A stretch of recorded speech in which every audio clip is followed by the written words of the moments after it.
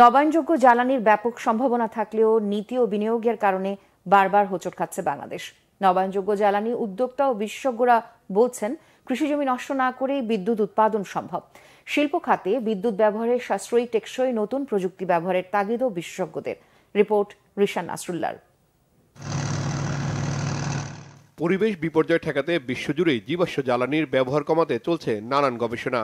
এ কারণে গত এক দশকে উন্নত বিশ্বে বেড়েছে নবায়নযোগ্য জ্বালানির ব্যবহার। গেল আওয়ামী লীগ সরকার দেশে নবায়নযোগ্য জ্বালানির কথা বললেও বিদ্যুৎ উৎপাদনে ব্যবহার বাড়িয়েছে কয়লার।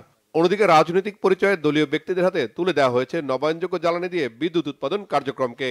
যদি রিনিউয়েবলস করি, আমি তো বাঁচতেছি, বিদ্যুৎও পেলাম, তাহলে আমরা কেন যাব কয়লাতে? একটাই কারণ, সেটা কি, কয়লাতে পয়সা পাওয়া যায় পকেটে, নিজের পকেটে। রাষ্ট্র তো হারাচ্ছেই, মানুষ হারাচ্ছে, পশু পাখি পুকুর নদী সব ধ্বংস হচ্ছে, প্লাস আমার পয়সা হচ্ছে। এফিসিয়েন্সি তো বাড়তেছে ডেইলি। এখন যে এফিসিয়েন্সি আছে, আমার 1 একরে 1.5 মেগাওয়াট সোলার বসে, তাই না? 1 একরে 1 মেগাওয়াটে আমি ধরলাম আপাতত। যদি বলে তাহলে আমার 20,000 হলে 20 একরে তো আমার হয়ে যায়, বা 40 একর। তো 40 একর আমি এই সারা দেশে 40 একর হচ্ছে 10.1% of the total land, 0.1% of the total land. তো এই ল্যান্ড কি আমি পাবো না?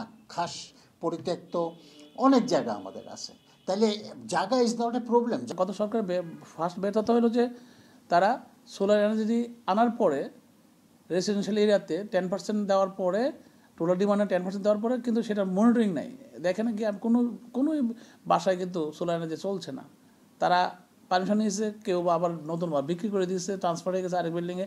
এটা কোনো মনিটরিং নাই। এটা সরকার ছিল টোটালি ব্যর্থতা। সোলার এনার্জি আনার জন্য কিন্তু সবাই রেডি আছে, ইন্ডাস্ট্রিয়াল সেক্টরগুলো। যেমন আমাদের ইন্ডাস্ট্রির যে রোফিং শিটাসগুলো আছে, রোফ সাইডটা যে ছাদগুলো আছে, এই ছাদগুলো যদি আমরা ইউজ করি, আমি মনে করি মিনিমাম 2000 মেগাওয়াট বিদ্যুৎ উৎপাদন করা যাবে।